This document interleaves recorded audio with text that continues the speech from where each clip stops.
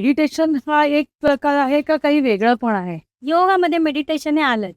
हा. तर गायत्री मंत्रामध्ये पण सांगितलंय धीमही. धीमही म्हणजेच ध्यान करणं. अच्छा. ध्यान करणं हे तेवढंच गरजेचं आहे जेवढा योग हा त्याचा विषयच झाला की त्याच्यातला एक ध्यान हा एक विषय. स्मिता, तू जे हे सगळे परीक्षा दिल्यास गव्हर्नमेंटच्या, या तू कुठून चालू केलंस? म्हणजे ह्याची काही वेबसाईट आहे का? आणि मग जे तू नुसतं पुस्तकी ज्ञान न घेता तू योगा स्वतः पण शिकलीयस, तर हे कुठून शिकलीस तू? तर माझी आवड म्हणून मी सर्च केलं तर गुगलवरती तर आपल्याला आरामात गव्हर्नमेंटच्या सगळ्या एक्झाम सहज मिळतात. हा. कुठे करायच्या, काय करायच्या. हा. कोणाच्या तरी जर क्लास करायचे असतील तर मग तसे बरेच क्लासेस आहेत की अच्छा. जे तुम्हाला शिकवतात. पण अच्छा. एक्झाम तर तुम्हाला गव्हर्नमेंटच्या स्वतःच द्यायच्या. त्यासाठी तुम्हाला सहज गुगलवरती या उपलब्ध आहे. नमस्कार.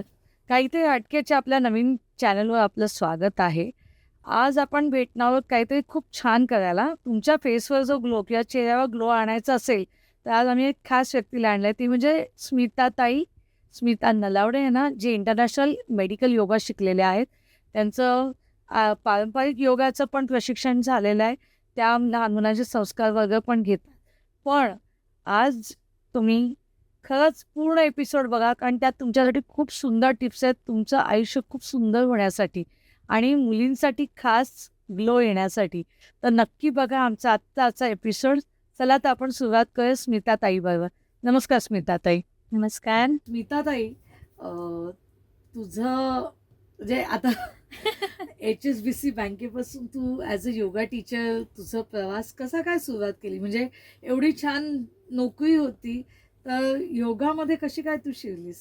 आता HSBC हे नोकरी झाली आत्ताच म्हटल्याप्रमाणे 9 to 5 जॉब. हो. आणि तो तर केलेला कारण नोकरी करायची होती म्हणून केलेला. तो आधीपासूनच लग्नाच्या आधीपासून करत होती. पण नंतर मग अशी लहान बच्ची होता आणि त्यात नवऱ्याची मागणी होती की नोकरी का? मग त्यामुळे सोडावी लागली. त्याच्या इच्छेला मान देऊन मला ती सोडावी लागली. पण मग ती सोडल्यानंतर मग असंच तर नाही बसणार. मग इथे मी ठरवलं की आता इथे आपल्या इच्छा जपायच्या. अच्छा. म्हणजे मग ही प्रायोरिटी होती की हेल्थ ही प्रायोरिटी होती. कारण लहानपणापासूनच माझ्या घरात असं वातावरण होतं.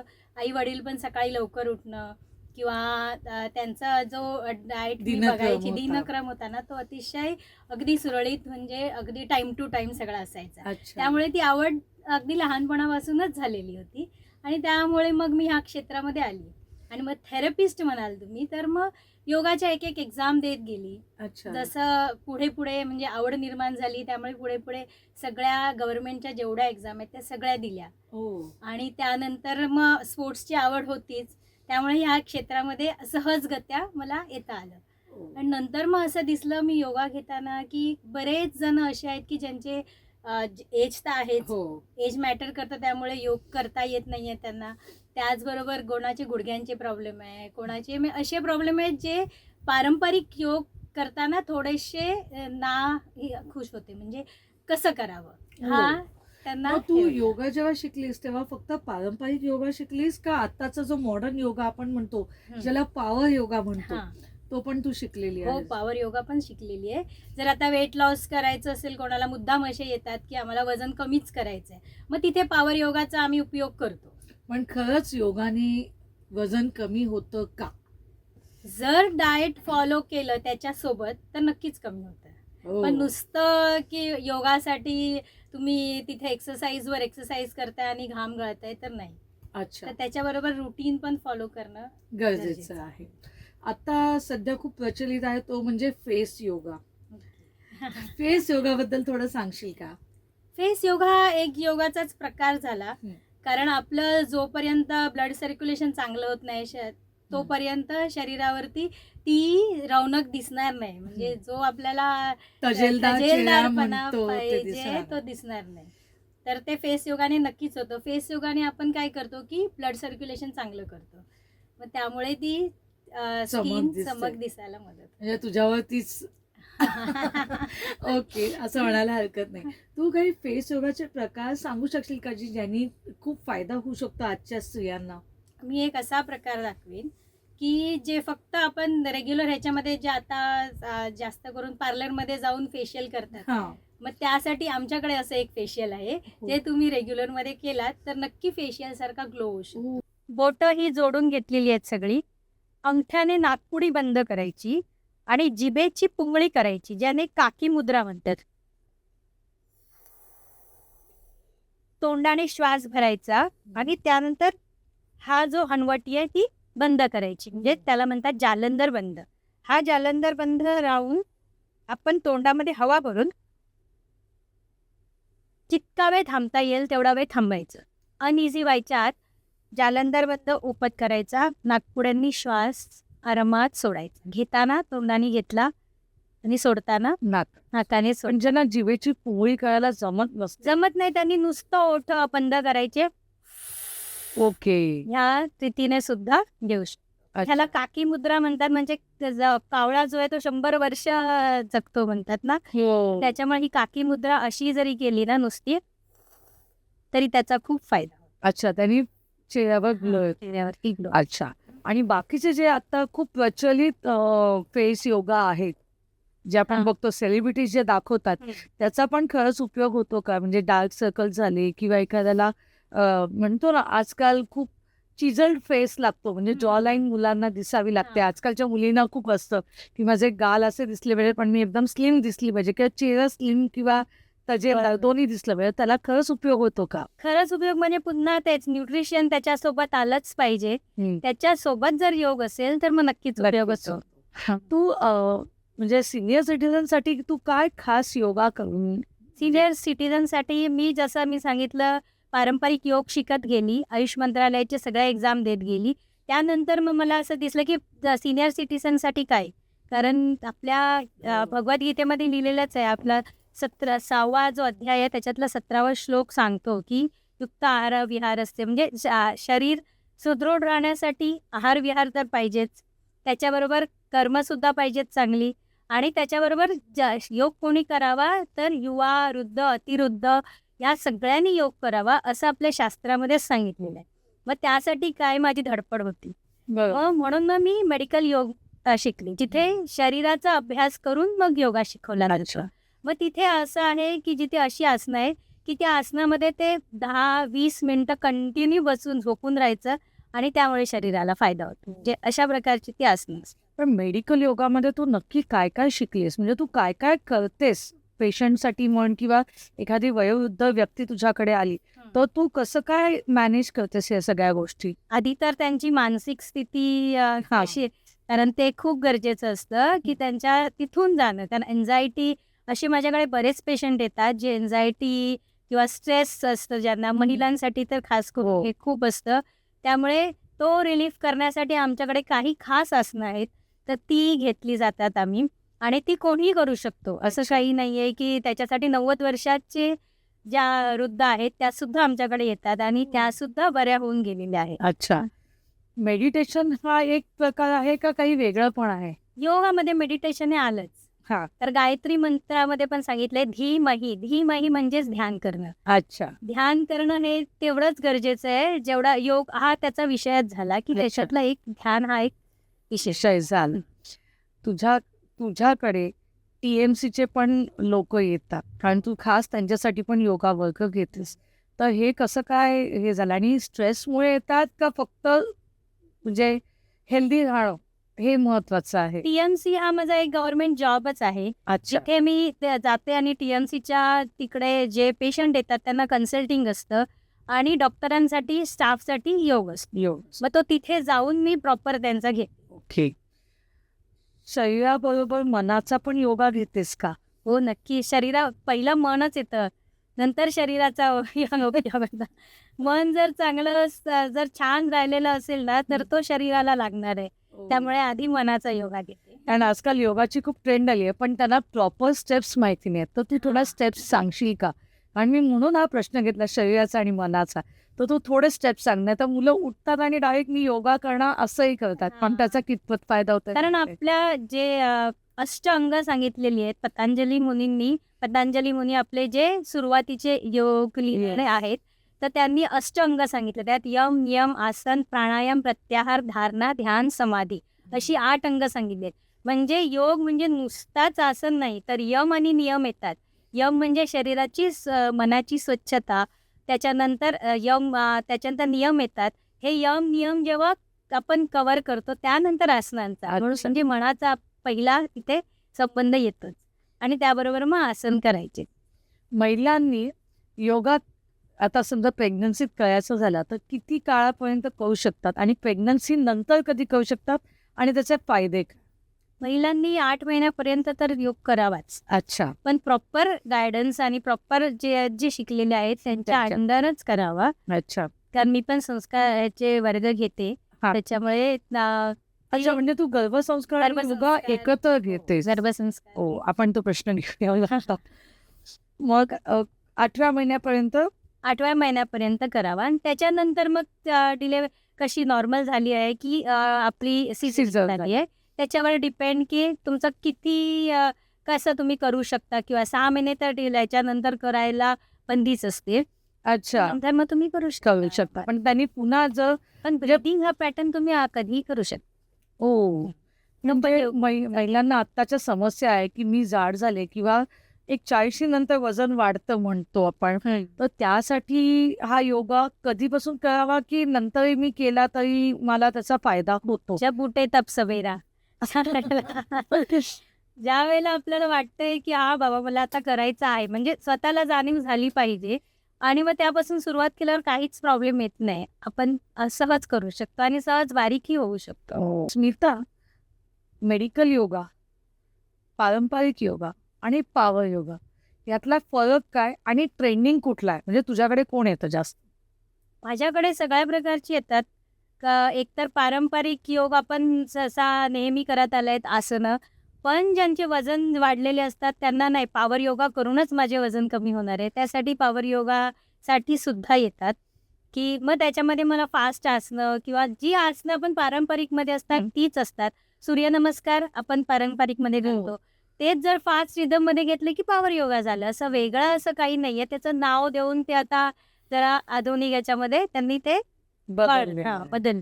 आणि मग मेडिकल योगा? मेडिकल योगा पूर्णपणे वेगळा आहे. हा, कारण जिथे प्रॉब्लेम आहे तिथे मेडिकल योगाला सुरुवात होते. जिथे नाही आहे तिथे तर करू शकतात. पण जिथे ॲक्च्युअलमध्ये पारंपरिक योग तुम्ही नाही करू शकत तर तिथे अगदी सहजरित्या पेशंट येऊन म्हणजे माझ्याकडे येतात आणि ते ह्या मेडिकल योगाने अगदी ठीक होऊन जातात. हा, म्हणजे झोपलेले पेशंट किंवा त्यांना जास्त चालता उठता बसता येत नाही त्यांच्यासाठी पण मेडिकल योगा घेऊ शकतो. आता आपण एक महत्वाचा प्रश्न घेणार तो म्हणजे गुडघ्याचं ऑपरेशन या विषयावर, कारण ते पण हल्ली खूप बघायला मिळतं की प्रत्येक जणाला सजेस्ट केलं जातं की गुडघ्याचं ऑपरेशन करा. तर योगामुळे असं काही होतं का की ऑपरेशन टाळलं गेलंय किंवा? हो, नक्कीच. आहेत काही तुझ्याकडे असे बरेच किस्से? उदाहरणं आहेत माझ्याकडे अशी. कारण गुडघ्यांचे कटकट आवाज येत आहेत किंवा गुडघ्यांचे प्रॉब्लेम झालेले आहेत. डॉक्टरनी सांगितलंय की मला ऑपरेशनची गरज आहे म्हणून. बरोबर. पण मग त्यावेळेला आम्ही स्ट्रेचेस बांधतो.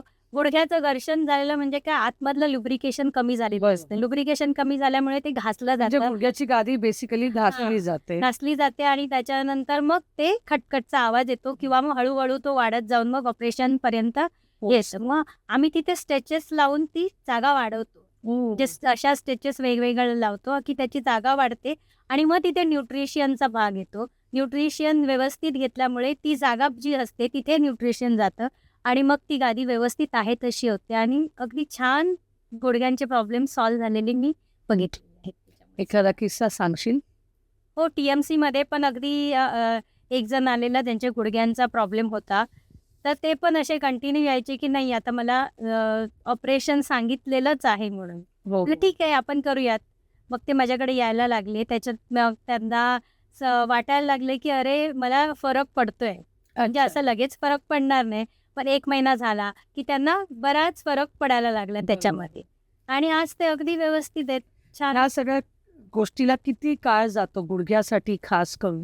ते डिपेंड आहे की तुमची केवढी झीज झालेली आहे. म्हणजे काय पोझिशन आहे त्याच्यावरती. जर अगदी सुरुवातीची स्टेज असेल तर तुम्हाला 5-6 सिटिंगमध्येच बरं वाटायला लागतं. लहान मुलं पण येतात का गं तुझ्याकडे योगाला? लहान मुलांचे मी संस्कार वर्ग घेते. कारण आपल्या शास्त्रात लिहून ठेवलेलं आहे की युवा वृद्ध की युवांपासून सुरुवात करायचं. खरं तर लहान मुलांनी करू नये अच्छा.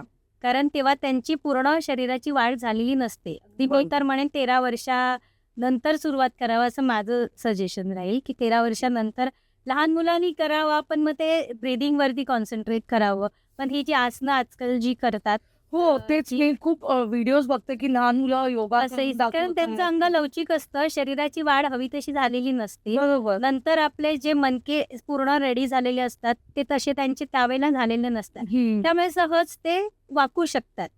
त्या वाकण्याचा फायदा घेऊन मग ते आपली आसनं करतात, पण ते चुकीचं आहे. अच्छा. त्यामुळे मग जास्त असे ॲक्सिडेंटचे किस्से पण होतात, की त्यामुळे 13 वर्षाच्या नंतर मी तर म्हणेन की अशी जी आसनं आहेत ना ती करा. बाकीच्या वेळेला ब्रीदिंग करावं किंवा खेळ, मस्ती, डान्स हे पण एक्सरसाइजचे प्रकार करू शकतात. म्हणजे बेसिकली मुलांना आणि खेळण्याच्या वयात खेळायला द्यावं खेळायला द्यावं. आणि योगाच्या वयात योगा करायला द्यावा. लहान म्हणजे आता तू म्हणालीस ब्रीदिंगची एक्सरसाइज. ब्रीदिंगमुळे लहान मुलांचं कॉन्सन्ट्रेशनमध्ये किंवा बुद्धीमध्ये काही फरक पडतो का? हो. कॉन्सन्ट्रेशन म्हणजे ध्यान म्हणजे आता जे ब्रीदिंग करतोय ते आपण लक्ष देऊनच करणार ना. बरोबर. श्वास येणार आणि जाणार ते आपण त्यांना सांगितलं तर नक्कीच कॉन्सन्ट्रेशनमध्ये फरक पडतो. त्याबरोबर मुद्रा आहेत.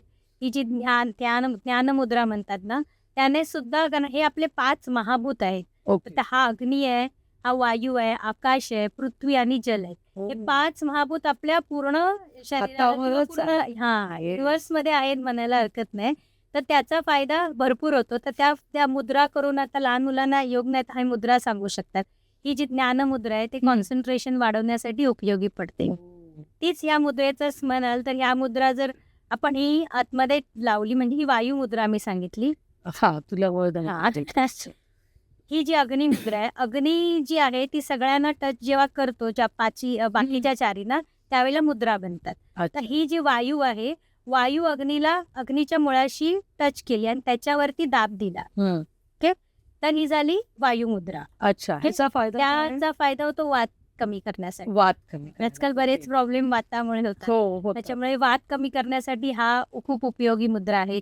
त्याच्यानंतर ही आकाश मुद्रा आहे. आकाश मुद्रा जर आपण टच केली तर ही शून्य मुद्रा बनते. अच्छा. शून्य मुद्रेमुळे कानाचा जर कानाला आवाज येत असेल, कानाचे काही प्रॉब्लेम असतील तर ते दूर होण्यासाठी सुद्धा मदत होते. त्यानंतर ही आहे पृथ्वी मुद्रा. पृथ्वी म्हणजे जडत्व. पृथ्वी मुद्रेमुळे वजन कमी करण्यासाठी, व्हिटॅमिनची कमतरता दूर होण्यासाठी या मुद्रेचा उपयोग होतो. मला रोज करावी लागणार आहे. आणि ही आहे जलमुद्रा.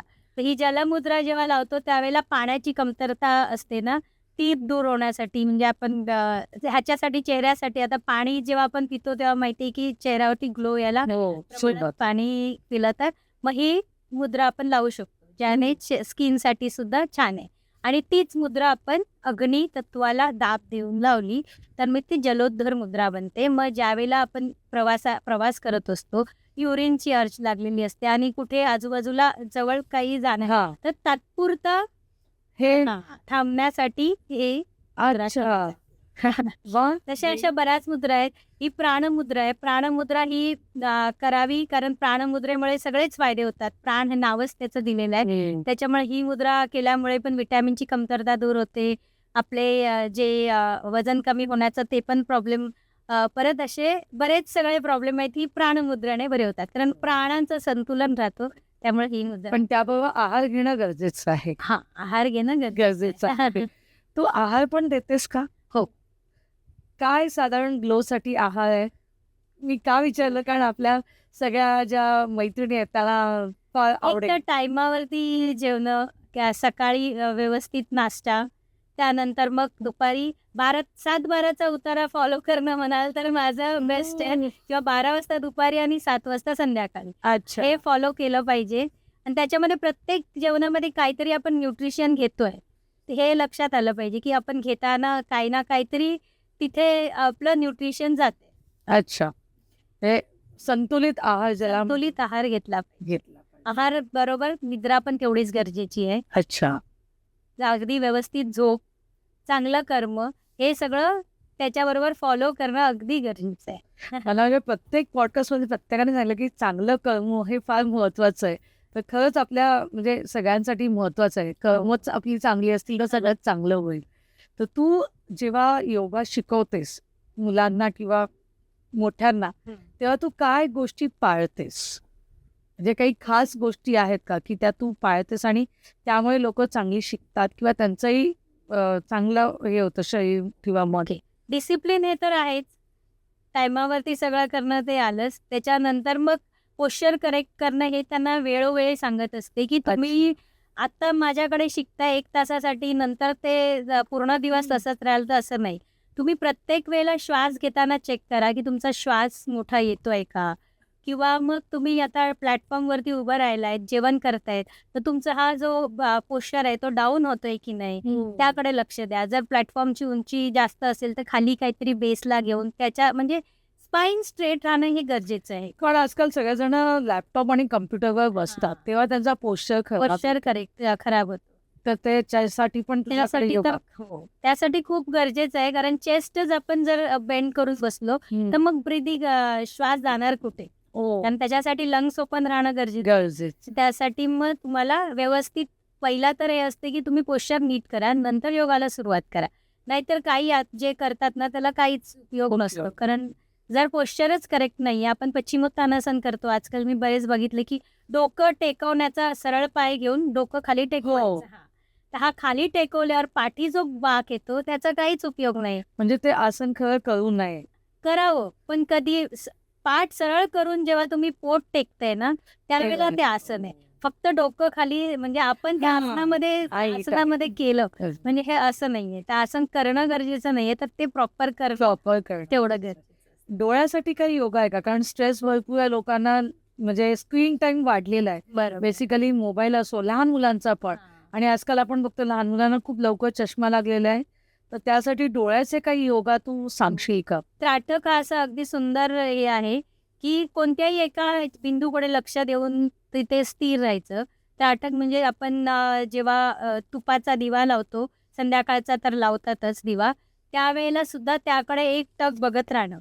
त्याने सुद्धा डोळ्याची दृष्टी वाढते. ओके. त्यानंतर एखादा बिंदू आपल्या इथे लावून तर तो बघत राहणं किंवा एक बिंदू जवळ आणि विंडोच्या बाहेर काही दिसत असेल तर म्हणजे असं 2 हे ब्लिंक डोळे करणं. म्हणजे डोळ्याचे एक्सरसाइज पुन्हा तेच आले की ब्लड एकदम दाखवशील तू डोळ्याचे एक्सरसाइज? डोळे ब्लिंक, ओपन आणि क्लोज हे करायचे. किती वेळा करायचे हे? हे निदान 20 वेळा तरी एका वेळेला करायचे. त्याच्यानंतर मग पूर्ण बाहेर काढून म्हणजे आता हे मांजर पोज झाली, जशी भिजलेली मांजर असते तशी. ओ. म्हणजे दोन्ही झालं, स्ट्रेचिंग झालं, पूर्ण चेहऱ्याचं झालं आणि डोळ्यांचं, म्हणजे दोन्हीसाठी हा एक योगा आहे. हा.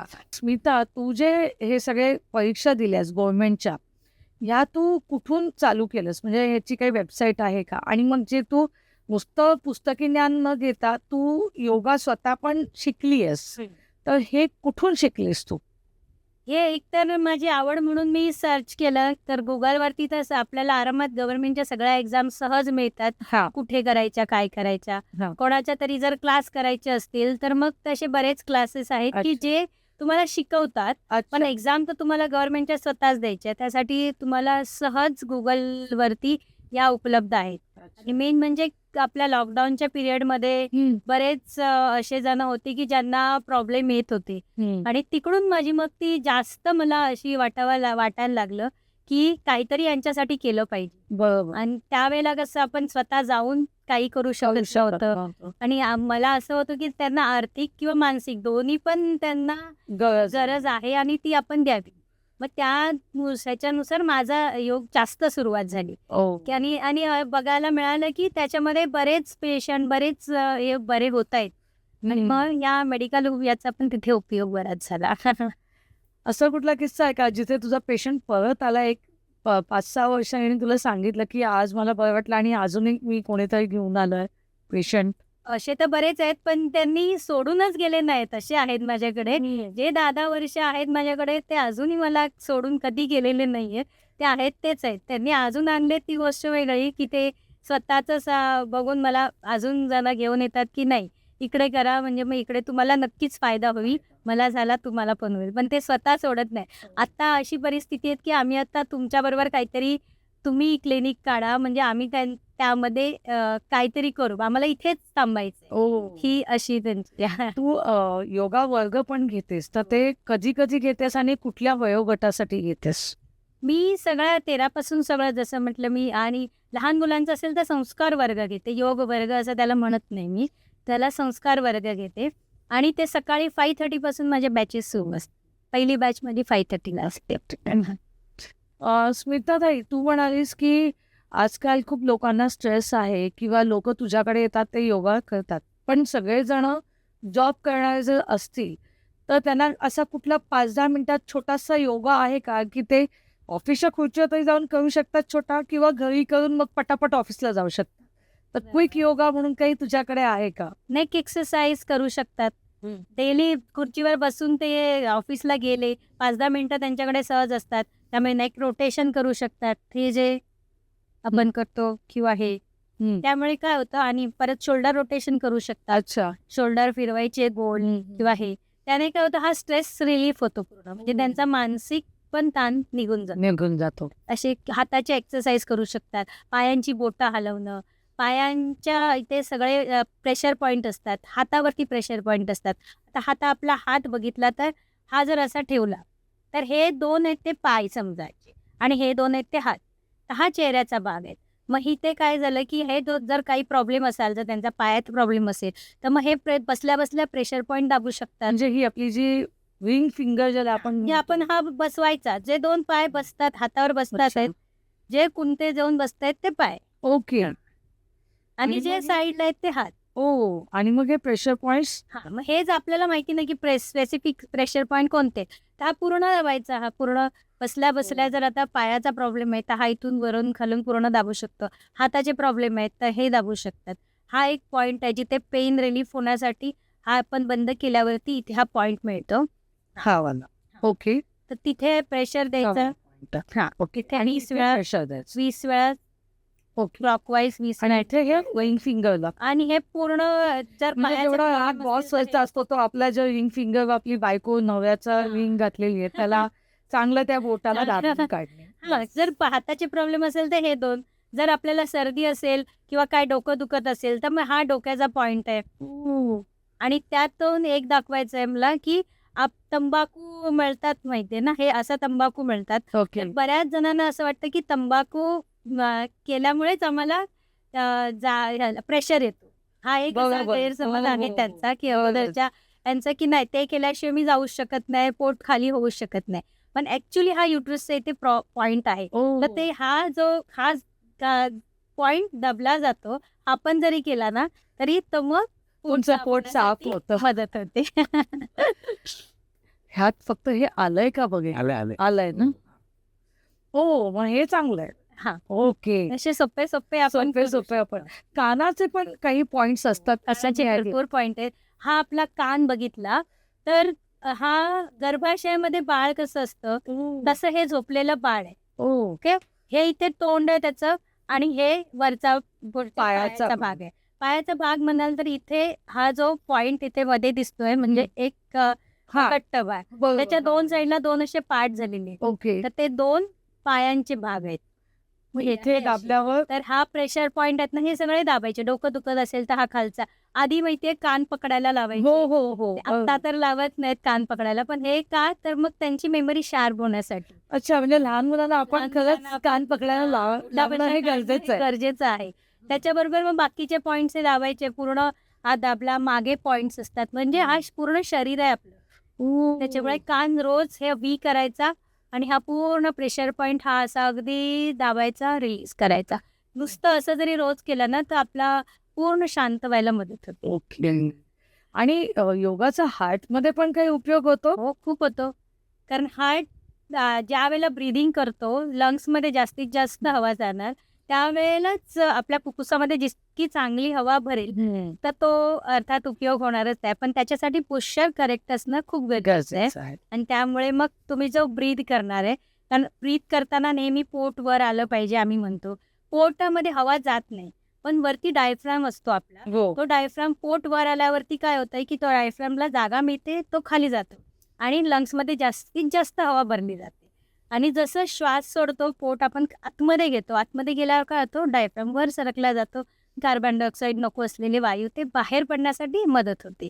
त्यामुळे अगदी ब्रीदिंग करताना ते कसं करतो ह्याकडे खूप लक्ष देणं गरजेचं आहे. पवन मुक्तासन हा. हे फार मी ऐकलेलं आहे योगामध्ये करायलाच लावतात.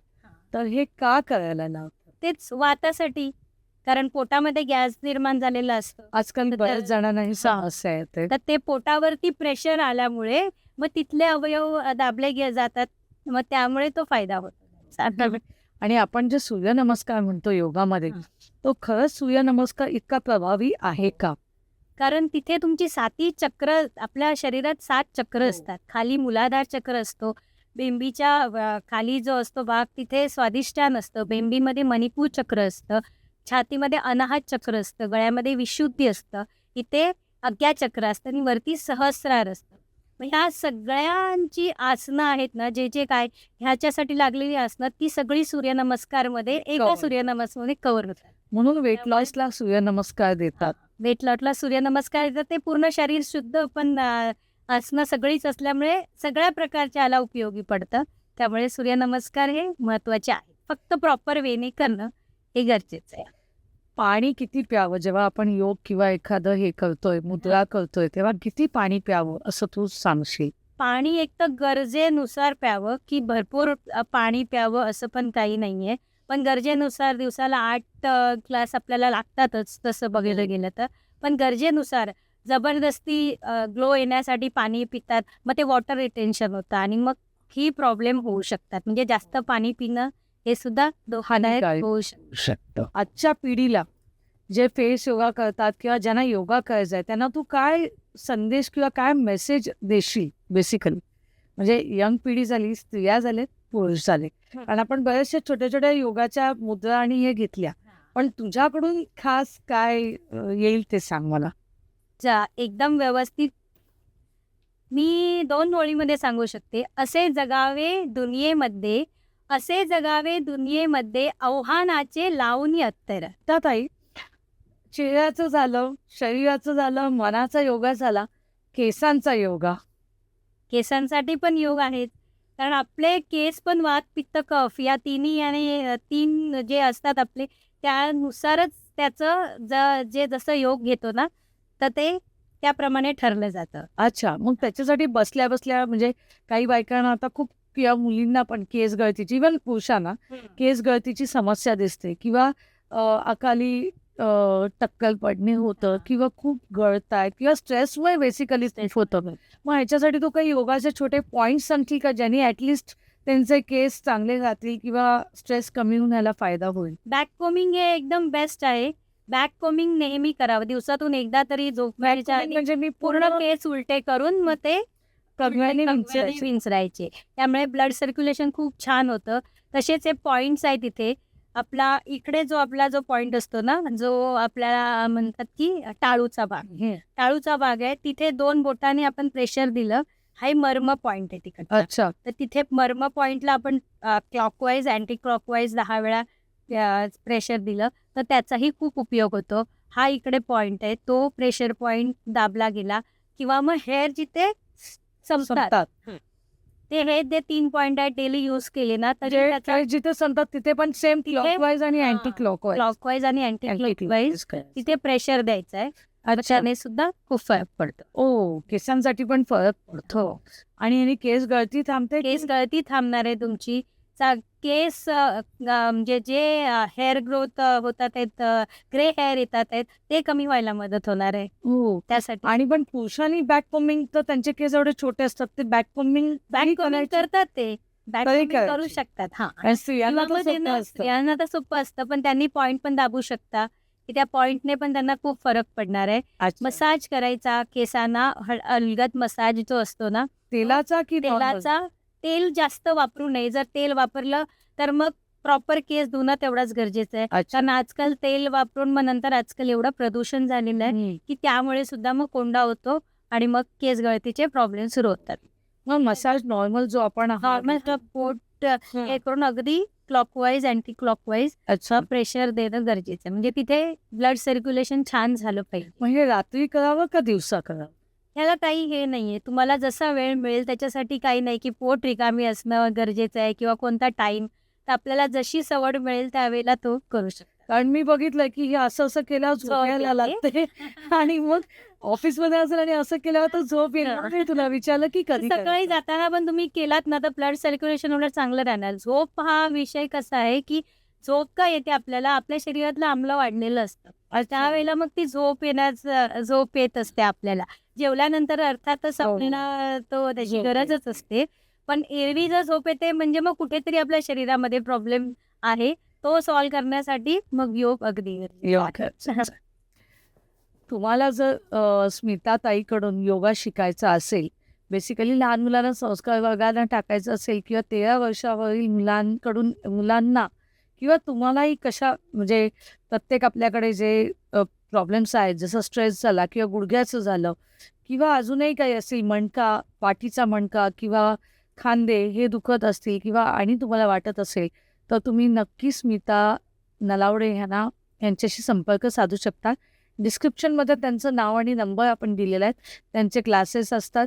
तुम्ही नक्की त्यांना जॉईन करा आणि नक्की या योगाचा फायदा घ्या. जे आपण पाश्चिमात्य देशांकडून शिकतोय, तेच आपण आपल्या लोकांकडून शिकणं हे जास्त फायदेशीर होईल, असं मला वाटतं. नमस्कार.